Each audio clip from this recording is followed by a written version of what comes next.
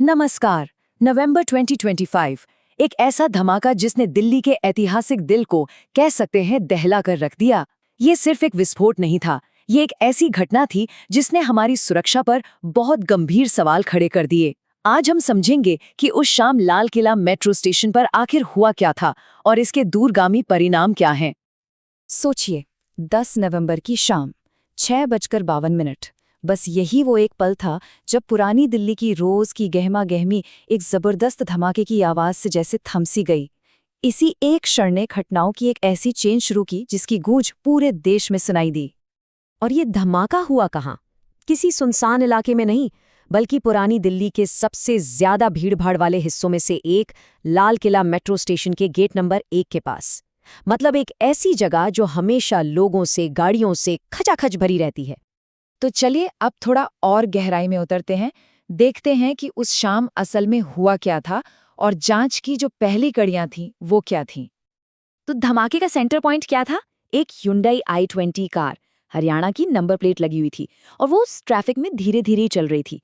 और फिर अचानक एक जबरदस्त विस्फोट हुआ और वो कार देखते ही देखते आग के गोले में बदल गई। आग इतनी तेजी से फैली कि उसने आसपास खड़ी दूसरी गाड़ियों को, ऑटो रिक्शा को, सबको अपनी चपेट में ले लिया। मतलब पल भर में वहां का पूरा माहौल ही बदल गया, शांति से सीधा दहशत। अब बात करते हैं इस धमाके के सबसे सबसे दुखद पहलू की। मतलब इसका इंसानी और जो फिजिकल नुकसान हुआ वो कितना बड़ा था। आधिकारिक तौर पर इस धमाके में कम से कम 8 लोगों ने अपनी जान गंवा दी। ये सिर्फ एक नंबर नहीं है, ये 8 पूरी जिंदगियां हैं जो उस शाम खत्म हो गईं। और सिर्फ इतना ही नहीं, मौतों के अलावा 20 से भी ज्यादा लोग घायल हुए। मतलब इस हमले का असर कितना फैला हुआ था, इसका अंदाजा लगाना भी मुश्किल है। न जाने कितने परिवार इससे शारीरिक और मानसिक तौर पर प्रभावित हुए। और जो सीन था वहां का, उसे बयान करना भी मुश्किल है। चारों तरफ बस तबाही का मंजर था। गाड़ियों का टूटा फूटा मलबा, जलती हुई कारें, और धमाका इतना जोरदार था कि आसपास की इमारतों की खिड़कियां तक चकनाचूर हो गईं। तो इतनी बड़ी तबाही के बाद जाहिर है सवाल उठता है कि अधिकारियों ने क्या किया, उनकी प्रतिक्रिया क्या थी और जांच की शुरुआत कैसे हुई। चलिए अब इस पर नजर डालते हैं। जांच कितनी सीरियस थी इसका अंदाजा इसी बात से लगता है कि दिल्ली पुलिस ने फौरन यूएपीए के तहत एफआईआर दर्ज की। अब ये यूएपीए कोई मामूली कानून नहीं है, इसका इस्तेमाल होना ही अपने आप में एक बहुत बड़ा संकेत है। ये बताता है कि अधिकारी इसे सिर्फ एक हादसा नहीं मान रहे थे, बल्कि इसे भारत की संप्रभुता पर हमला यानी एक आतंकवादी घटना के तौर पर देख रहे थे। और ये जांच कोई एक एजेंसी नहीं कर रही थी, इसमें दिल्ली पुलिस तो थी ही, साथ में एनआईए यानी नेशनल इन्वेस्टिगेशन एजेंसी, फॉरेंसिक टीमें और एंटी टेरर एजेंसियां, सब के सब शामिल थे। मामला इतना गंभीर था कि केंद्रीय गृह मंत्री ने खुद एक हाई लेवल मीटिंग बुलाई। ये दिखाता है कि ये मामला राष्ट्रीय सुरक्षा के लिए कितना ज्यादा अहम था। तो अब आते हैं सबसे बड़े सवाल पर, इस पूरी जांच का सबसे बड़ा सवाल, इस धमाके के पीछे का मकसद क्या था? क्या ये वाकई एक हादसा था या फिर एक सोची समझी आतंकवादी साजिश? तो अब तक जो भी सबूत हाथ लगे हैं वो क्या कहानी बता रहे हैं? मतलब धमाके की जगह, उसकी इंटेंसिटी, उसका तरीका, ये सारी चीजें किस तरफ इशारा कर रही हैं? देखिए, शुरुआती जांच में ही लगभग सभी एजेंसियां एक ही नतीजे पर पहुंच रही थीं कि ये कोई हादसा नहीं था, ये एक सोची समझी, एक सुनियोजित आतंकवादी हमला था। और फिर जांचकर्ताओं के हाथ कुछ बहुत ही अहम शुरुआती सुराग लगे। पहला तो ये कि धमाके में जो कार इस्तेमाल हुई उसका आखिरी मालिक दक्षिण कश्मीर के पुलवामा का रहने वाला बताया गया।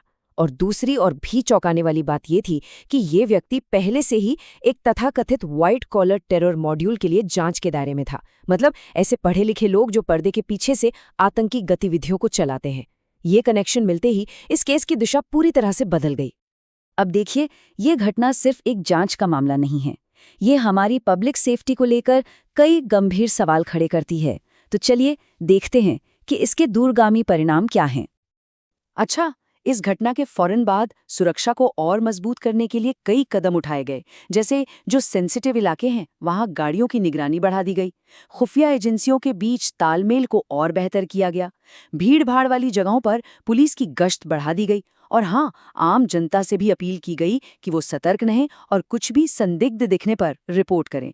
ये सब फौरी कदम थे ताकि भविष्य में ऐसी घटनाओं को रोका जा सके। लेकिन देखिए, सिर्फ फौरी उपाय काफी नहीं होते। अब लॉन्ग टर्म पॉलिसी में बदलाव पर भी ध्यान दिया जा रहा है। इसमें क्या क्या शामिल है? जैसे हमारे ऐतिहासिक स्थल हैं, ट्रांजिट हब हैं, वहां की सुरक्षा को और बेहतर बनाना। किसी भी इमरजेंसी के लिए हमारी मेडिकल और इवैक्यूएशन सिस्टम को और तैयार करना। और साथ ही जो बहुत ज़्यादा भीड़भाड़ वाले इलाके हैं, वहां ट्रैफिक और पार्किंग मैनेजमेंट को फिर से देखना। और आखिर में ये पूरी घटना हमें एक बहुत बड़े सवाल पर लाकर खड़ा कर देती है।